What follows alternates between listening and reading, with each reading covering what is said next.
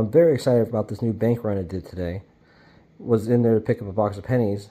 Ended up with a customer wrapped score, about $28 worth of customer wrapped rolls, a $half roll, and $16 worth of $half that the bank just had lying around.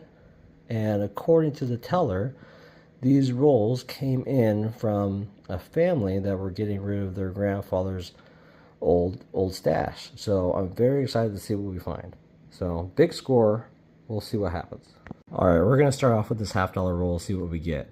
All right, looking at all the edges, doesn't look like there's any silver. Let's go through these for any varieties and fun coins. So that $half roll is done. Didn't look like there's any varieties or anything noteworthy. Just a bunch of from the 71, 72, 80s, 90s, and a bicentennial. So let's open up the $16 bag. So our $16 bag of $half is done. Looked like this was I have already gone through in the past. We had a whole stack of bicentennials, a lot of 72s, a lot of 71s, a 73, and a 1993.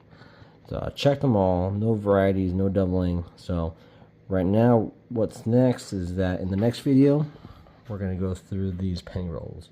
Hopefully we get better luck.